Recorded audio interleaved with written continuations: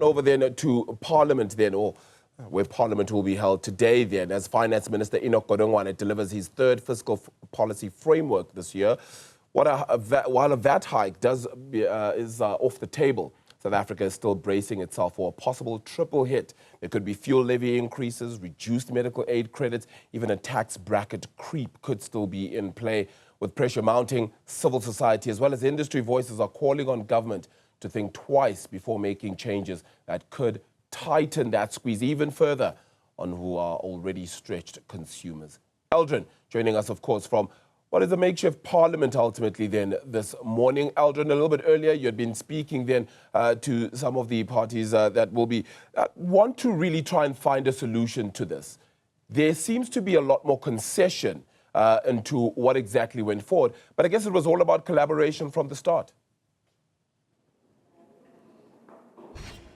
Yeah, well, certainly, and also you'd remember that this is a government of national unity. It is their first attempt at passing a budget. This is now speaking in the first year of trying to pass a budget, but this is their third attempt at passing their first budget under the government of national unity. And earlier on, Matthew Parks, who's the parliamentary coordinator for COSATU, saying that they're confident that this time around that the budget will indeed go through. But there's also another aspect I think that we need to look at, and that is when you look at citizens and people who are affected by budget decisions and so forth, how do they look at all of this and the credibility of the government of national unity? Opposition parties, including the MK party, already making noise around where the government of national unity has failed to get this budget passed. You remember that also this matter went to court.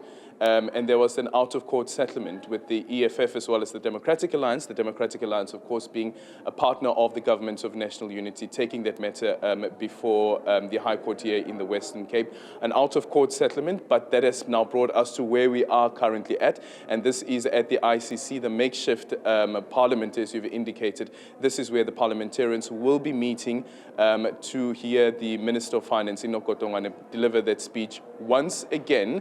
Some people don't expect major changes. However, though, considering that VAT is off the cards, the big question is that how would you be able to plug some of the holes that will now be left open? I guess the other question also for me would be, remember that when the minister made the announcement of the VAT increase, we were told that the the zero VAT rated basket will also increase. Is that still on the cards? Will that still happen, even though that VAT increase is no longer on the cards? But let's bring in to this conversation Zohra de Villiers, who is a partner at KPMG, to speak to us about some of the expectations. A very subdued budget 3.0 this time around. I was saying to our colleagues that flying from Johannesburg to Cape Town yesterday, our flight wasn't even full. Good morning. The process this year is quite different for everybody. It's the first year that we had so many budgets in such a short period of time. In February, with the first budget, we were all waiting for the minister to give his budget speech. It didn't happen.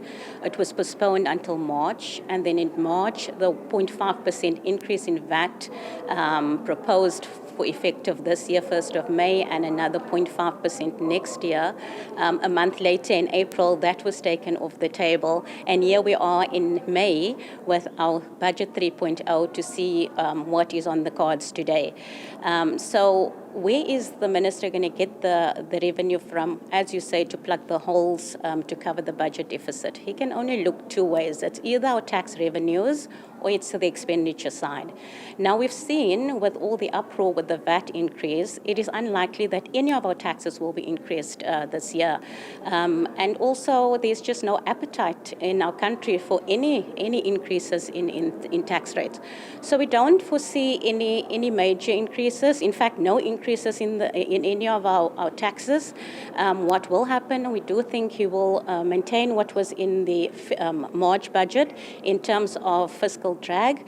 We won't see any inflationary adjustments to the tax brackets, and there will some income will come from there, and then the normal sin taxes and also perhaps the fuel levy, but we'll have to see. I think this year he must. This time around he must look at expenditure. I think that is the expected approach, as we've heard many times over the past couple of weeks. It's for him to look at at where on the expenditure side can he cut. But obviously he needs to take into account we still need to grow from economic point of view. We still also require foreign investment in our country. So it is a balancing act for him today. What we have seen is also SARS being more active in terms of compliance and enforcement, and we think that will continue. There is, as SARS has said, quite a bit of money that's uncollected from taxpayers in terms of debt, tax debt. So we do think that will come in handy this year, and we have seen that in practice. A number of more taxpayers being under scrutiny, more audits being done, and we think that will continue. And that maybe will certainly assist with some of the tax collections. Yep. The Democratic Alliance also saying that it means that you need to cut some of the expenditure items. And I guess it goes without saying that somewhere there needs to be the fat that it is cut. But some people are saying, but you probably might be cutting the bone as well while you try to cut the fat. But is there a possibility at all for the state to say that, listen, because of the difficult situation that we are in, perhaps maybe you need to go back to the markets and see whether we can get some loans once again to try and plug the hole. And then, of course, comes that conversation about our debt to GDP ratio, which has also been on increase. I think from a taxpayer's perspective, what we want to see as taxpayers is that our money is used in the best possible way. So I think one of the items that has been spoken about in the past and continue to be spoken about is to be more focused on fruitless and wasteful expenditure in state-owned entities. And I think that is one of the areas that will be more focused this time around to ensure that also when the taxpayers see the money at work, they're actually getting their words well. Yep. Yeah. Are CETAs the answer to cut a bit of fat there? Could that be a possibility at all? Which one? The CETAs.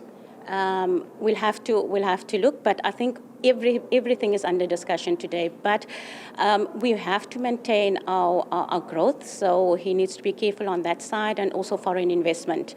What we do want to see is that the social grants will have to remain, because we need to assist those most vulnerable in our society.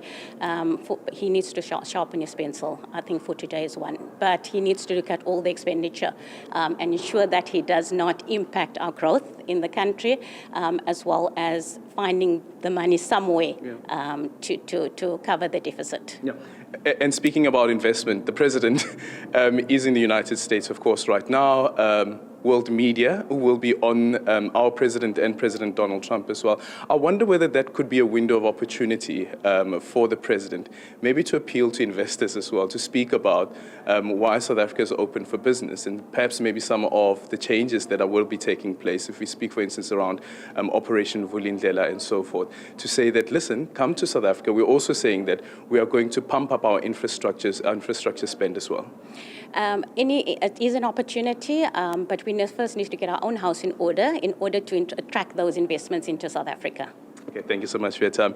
Zohra de Villiers there is a partner at KPMG, speaking about some of the expectations ahead of budget speech 3.0 with Minister Enoch Godongwana. But this time around, of course, the president will not be in attendance, as well as the deputy president of the country, Paul Mashatile. We understand that he's out on a working visit in Paris. Not too sure whether he will be returning before that budget speech is delivered around about at 2 o'clock later on today. Yeah, indeed. That being actually the South Africa-France investment conference that is actually part of then